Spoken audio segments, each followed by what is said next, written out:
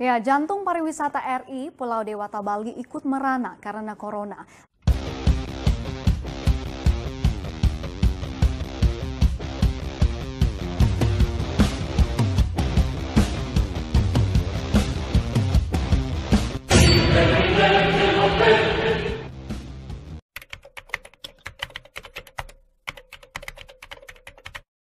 Selamat pagi, perkenalkan nama saya Imadi Aditya Wardana dari Guang, Sukawati, Gianyar, Bali. Saya dari usaha UMKM Kuace Garment yang bergerak di bidang konveksi atau pembuatan pakaian jadi, mulai dari kaos, jaket, kemeja, celana, dan segalanya. Garment saya sendiri berlokasi juga di Jalan Raya Batuyang Guang, Kecamatan Sukawati. Sebenarnya masalah yang dihadapi di masa pandeminya ini cuma satu aja, pasti penurunan di segala aspek ya, termasuk di aspek ekonomi. Yang terutama dari yang sebelumnya saya biasa mendapatkan order atau pesanan. Yang terakhir saya mendapatkan pesanan itu waktu belum nyepi ke Perumpukan, itu kan pembuatan baju ogoh-ogoh, itu partai besar, itu banyak orderannya. Setelah ogoh-ogoh sama sekali udah nggak ada order sama sekali yang kita dapatkan, karena kan mungkin efek dari pandemi semua diliburkan, jadi kan nggak ada perputaran uang dan komunitas juga nggak ada yang membuat baju seperti itu. Pas new normal ini sebenarnya nggak jauh beda sih dari masa pandemi sebelumnya, karena kan waktu masa pandemi di garment juga kita hampir tidak memproduksi apa-apa kan, kita juga liburkan karyawan. Nah sekarang pas di masa new normal ini kan mulai berjalan lah ya ekonomi di Bali. Saya sekarang malah memutar otak, jadinya sekarang saya dari garment yang cuma menerima orderan, sekarang saya beralih ke online shop, yaitu saya mulai berjualan piyama. Contohnya seperti piyama tie-dye yang lagi ngetrend sekarang kan, mau tidak mau juga saya harus memutar otak gimana caranya biar karyawan tetap berjalan dan juga saya berusaha biar juga ada pemasukan dan perputaran uang seperti itu. Sebenarnya kalau udah menjalankan usaha itu ya, kita kan dari awal memang harus memutar otak. Jadi kita harus mencari kesempatan dari masalah orang lain. Apapun masalah orang lain, kita harus berusaha mencari jalan keluar. Nah di sana ada entrepreneurship itu sendiri. Jadi gimana cara kita mendapatkan solusi dari masalah orang lain, seperti itu. Nah sekarang kan karena ini masalah saya sendiri, gimana cara saya bertahan hidup lah kasarnya. Jadi satu, kita memang harus benar-benar memutar otak apa yang bisa kita lakukan, entah itu contohnya sebelumnya yang saya sama sekali nggak tahu apa-apa tentang marketing, sekarang saya mau tidak mau juga harus terjun gitu, mau tidak mau saya harus belajar, karena kalau saya tidak bisa belajar saya pun tidak akan survive gitu. Jadi saran dari saya, apapun yang nggak pernah Anda pelajari harus Anda pelajari dan harus Anda tekuni, karena mau tidak mau kalian juga harus bisa bertahan hidup dengan segala cara. Kalau untuk ikut pelatihan sih mungkin belum ya, karena kan kalau saya sendiri yang mengikuti pelatihan, saya masih memikirkan karyawan saya sendiri gitu.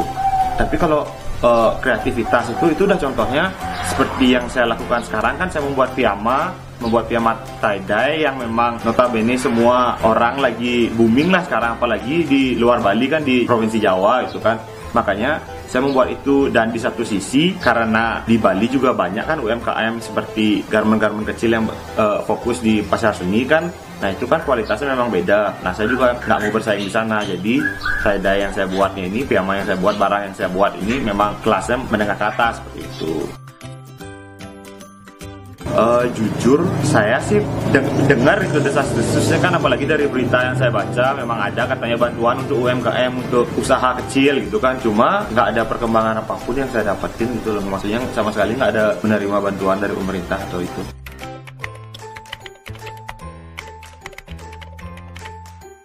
Halo teman-teman semuanya, kembali lagi bersama kami di Wasabi Warta Sepekan Genbi episode 4. Bagaimana kabar teman-teman semua? Kami harap teman-teman dalam keadaan yang sehat dan selalu semangat. Kali ini di episode 4 kita akan membahas tentang bagaimana dampak pandemi COVID-19 terhadap pelaku usaha UMKM di Bali khususnya. Bersama dengan kami sudah hadir Ibu Dr. Sayu Ketut Sutrisna Dewi, SEMMAK. Beliau merupakan founder Indonesia Yes dan juga dosen Fakultas Ekonomi Bisnis Universitas Udayana. Halo Ibu, apa kabar? Baik.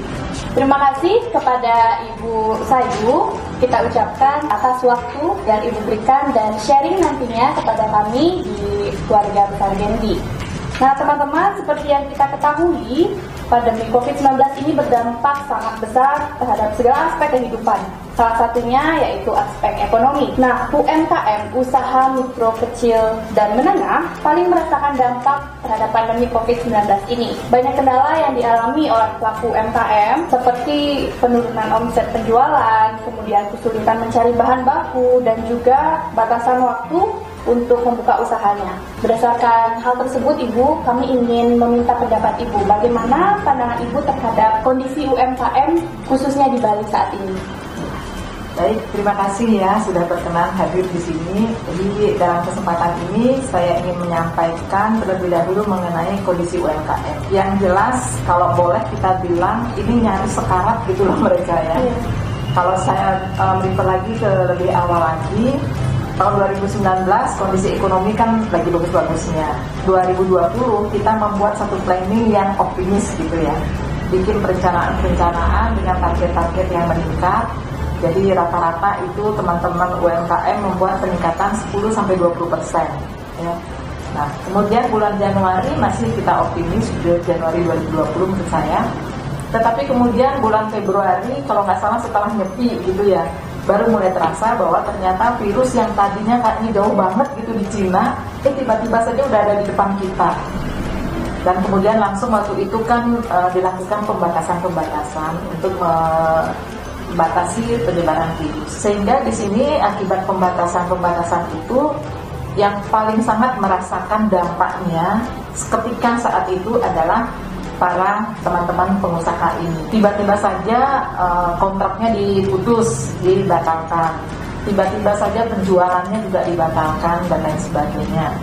Sehingga pada saat itu awal-awal wabah COVID ini, teman-teman itu hampir shock gitu ya. Jadi menghadapi sesuatu yang sama sekali tidak diprediksi sebelumnya. Dalam kondisi pandemi saat ini, kita ketahui seperti yang Ibu katakan tadi, banyak pengusaha yang kontrak kerjanya diputus. Jadi kemarin-kemarin banyak sekali ada orang-orang yang akhirnya memunculkan ide untuk usaha di rumah. Nah, berdasarkan hal tersebut, Ibu, bagaimana pandangan Ibu terhadap banyaknya pelaku UMKM yang menjual produk sejenis? Nah, apakah dengan banyaknya UMKM yang menjual produk sejenis, seperti misalnya makanan, dapat memperkecil peluang omset penjualan? Ya. Oke, tadi saya sudah katakan teman-teman UMKM itu mengalami shock gitu ya ketika tiba-tiba aja berhadapan dengan wabah COVID-19 ini. Nah, dalam situasi seperti itu, saya yakin siapapun tidak bisa memprediksi kira-kira mau ke arah mana nih perkembangan ekonomi kita. Nah, dengan adanya pembatasan-pembatasan di mana orang-orang dilarang keluar rumah, disarankan tidak keluar rumah, kemudian pusat-pusat perbelanjaan ditutup, kantor-kantor ditutup, otomatis mereka bekerja dari rumah. Nah, ini yang ditangkap oleh para UMKM. Bagaimanapun juga mereka kan tetap harus menjaga cash flow-nya. Gimana nih caranya menjaga cash flow? Sementara kontrak-kontrak yang sudah ditandatangani bahkan tiba-tiba aja dibatalkan. Ini situasi force majeure kan buat mereka. Nah, dalam situasi seperti itu, hal yang pertama, peluang yang mereka lihat adalah peluang di kuliner. Kenapa? Karena dalam kondisi seperti itu, semua orang butuh makanan, butuh minuman. Jadi kebutuhan itu yang dilihat oleh mereka, sehingga mereka semua berbondong-bondong. Tiba-tiba aja yang usaha IT buka kedai makan. Tiba-tiba saja yang usaha tour and travel kemudian bisnis home resto. Nah, ini adalah action mereka, action ketat mereka untuk mengatasi hal yang tidak terduga itu. Jadi mereka menangkap peluang. Nah, kenapa akhirnya beramai-ramai? Karena mereka semuanya melihat peluang itu ada di situ, sehingga mereka beramai-ramai. Memang mungkin saja ini akan memperkecil margin mereka, tetapi at least itu mereka bisa survive. Baik Ibu, jadi seperti yang kita bicarakan tadi, misalnya ada pengusaha yang punya usaha tour and travel gitu Bu. Lalu dengan adanya pandemi ini berbalik arah menjadi pengusaha makanan. Nah, sebenarnya apakah itu baik untuk mereka lakukan? Apakah menjadi solusi yang tepat untuk mereka Bu? Ya, baik, memang sebelumnya hampir semua pembina pendamping UMKM ya, konsultan pasti mengarahkan supaya UMKM ini fokus pada bidang bisnis yang mereka tekuni. Kalau bisnis travel and tour misalnya, bisnisnya travel and tour sampai kamu jadi usaha besar. Yang mau usaha kuliner, fokus usaha kuliner, kan seperti itu. Nah, tetapi situasi yang tidak bisa diprediksi ini akhirnya memang membuat mereka harus berpikir ulang untuk tetap stay di bisnisnya yang sama. Kalau mereka stay dalam kondisi kayak gini, stay di bisnis yang sama, sementara bisnis itu tidak memungkinkan untuk dijalankan, katakanlah tiketing gitu, kan tak mungkin dijalankan. Karena penerbangan ke Bali, penerbangan keluar maupun masuk itu tidak diperkenankan. Nah, kalau dia tetap ingin bertahan di bisnis itu, berarti kan sama dengan bunuh diri ya. Nah, sementara di sisi lain dia harus menyelamatkan cash flow-nya. Nah, menurut saya yang penting adalah mereka kreatif, mencari peluang untuk menyelamatkan dirinya sendiri, menyelamatkan cash flow-nya sehingga tetap ada uang masuk. Terserah dari mana, yang penting kan halal. Kemudian yang penting pasarnya itu ada. Jadi mereka juga banyak yang coba-coba, ternyata bisa masak, coba deh bikin kue gitu, coba deh bikin makanan apa, ternyata ada yang suka. Akhirnya justru potensi-potensi yang sebelumnya tidak pernah dilirik, tidak pernah digali, akhirnya jadi kelihatan sekarang. Oh, ternyata bikin bakso ini bisa jadi bisnis loh, kayak gitu. Akhirnya ini akan memberikan peluang baru buat mereka. Nah, apakah ini baik atau buruk? Menurut saya sih kalau dilihat dari sisi mereka berupaya untuk mengamankan cash flow-nya, ya tentu baik buat mereka. Ya, mereka jadi kita tidak usah harus minta tolong kemana-mana. Mereka udah berjuang sendiri melakukan penyelamatan cash flow. Nah, mungkin ini adalah semacam apa ya? Kalau boleh dikatakan memanfaatkan secara sementara situasi yang tidak menentu ini dengan cara mereka. Tetapi kalau untuk jangka panjang, saya yakin kalau situasi sudah normal kembali, mereka akan bisa jadi kembali ke bisnisnya semula. Bisa jadi justru mereka aman di bisnisnya yang baru ini.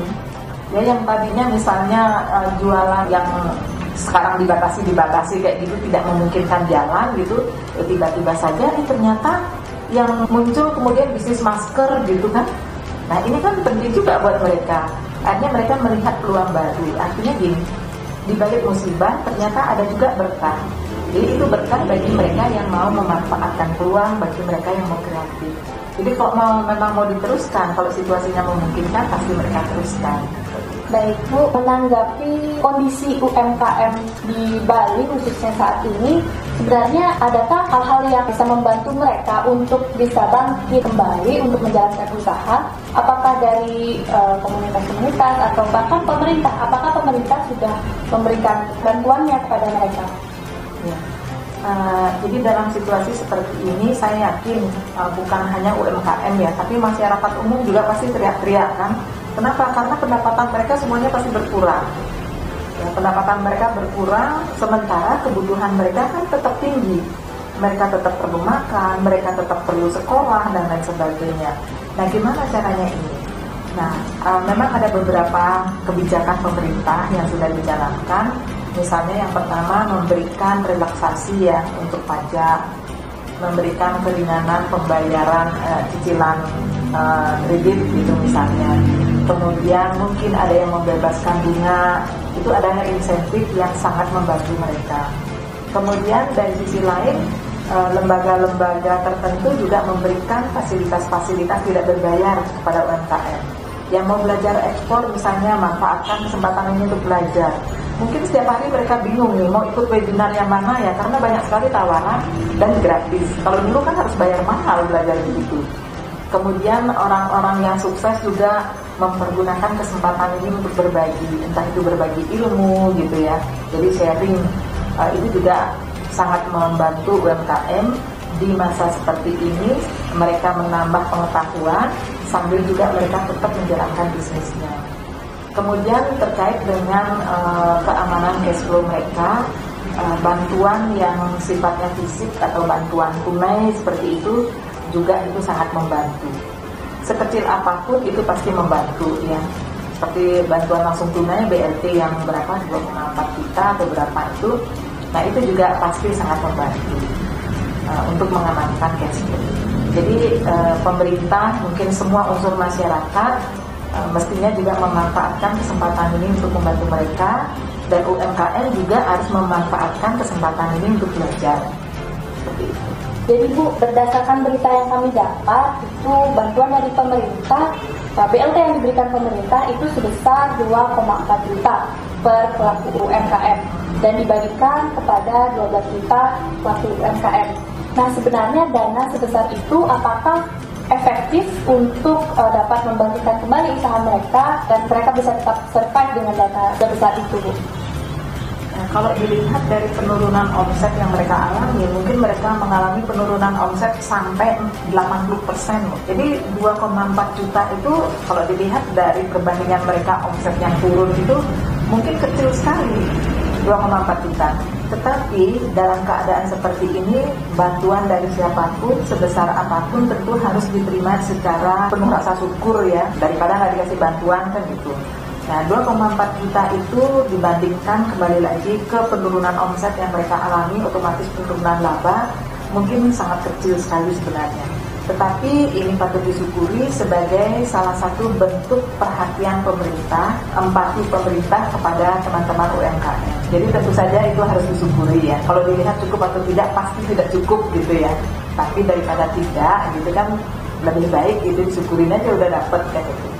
Tapi kan itu tidak untuk semua UMKM, kan ada syaratnya yang mereka tidak menerima kredit, belum menerima kredit kan gitu.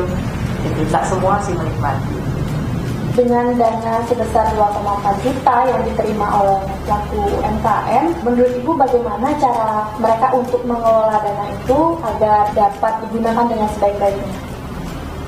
Jadi dana 2,4 juta itu tentu saja harus dimanfaatkan semaksimal mungkin, terutama untuk kepentingan usaha. Karena yang harus diselamatkan kan kepentingan usaha ini. Kalau usahanya jalan, tentu yang lainnya juga jalan. Jadi harapan saya sih para pelaku usaha itu pandai-pandai memanfaatkan dana ini. Jangan dana ini justru dipergunakan untuk hal-hal lain yang sifatnya konsumtif, tetapi benar-benar dipergunakan untuk mendorong kelangsungan usaha.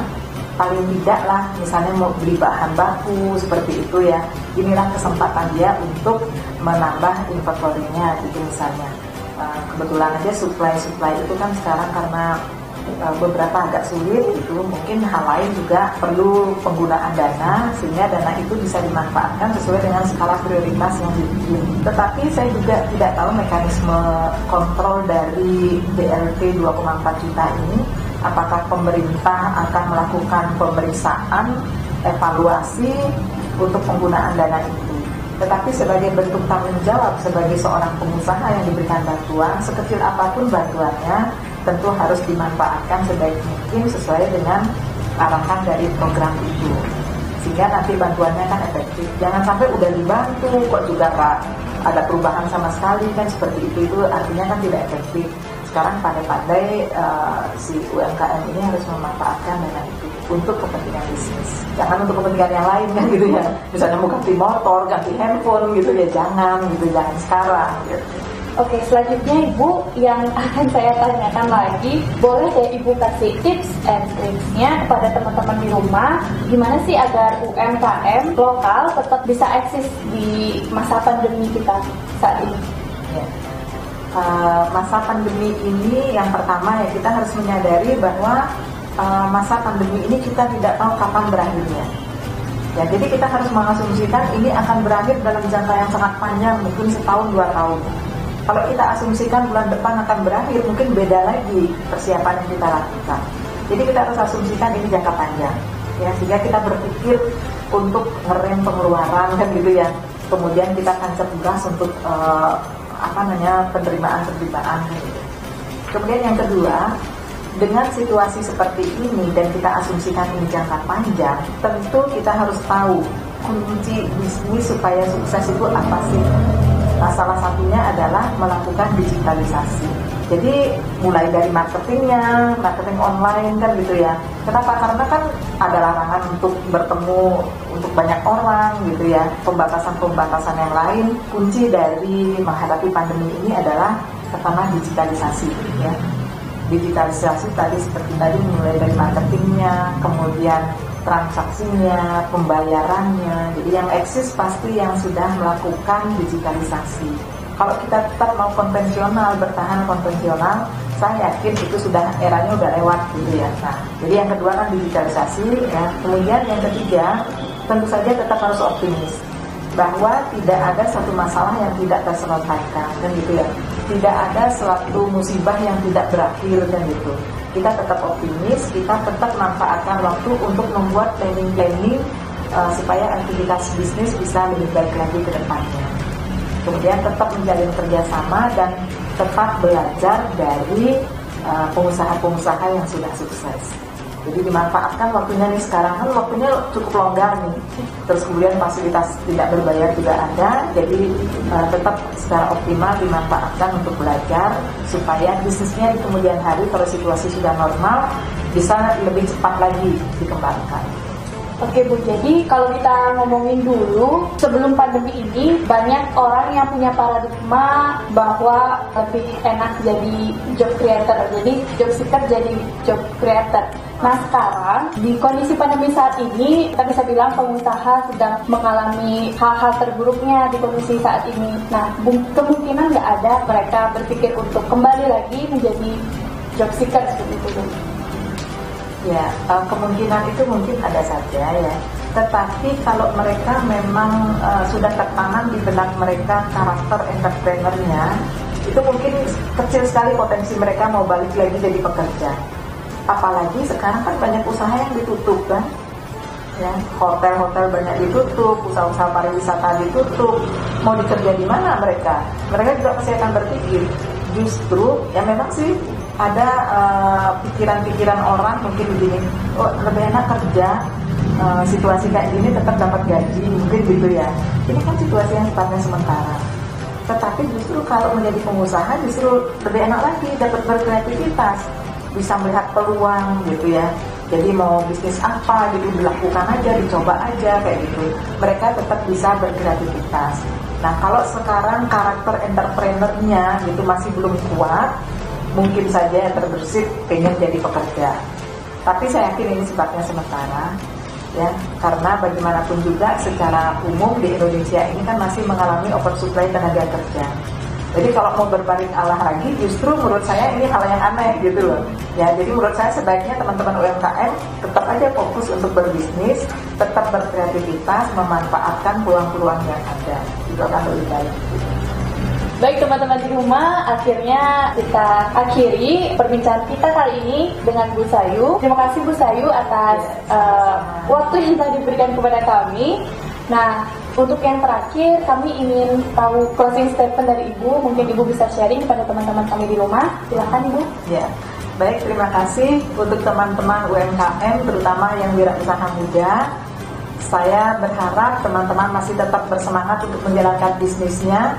Ya, jangankan musibah gitu ya, hal-hal lain pun juga bisa memberikan peluang-peluang pada kita. Ya, terbukti dari banyaknya muncul usaha-usaha baru yang ada sekarang, itu menunjukkan bahwa di balik musibah tetap ada berkah seperti itu. Mudah-mudahan ini cepat selesai dan saya yakin teman-teman akan tetap memilih suatu profesi sebagai job creator, karena ini sangat bermanfaat bagi Indonesia yang sedang mengalami oversupply tenaga kerja. Baik, sekali lagi terima kasih kepada Ibu Sayu dan teman-teman di rumah. Terima kasih atas perhatiannya. Kami harap teman-teman bisa selalu semangat dan tetap jaga kesehatan. Sampai bertemu lagi di Wasabi episode kelima.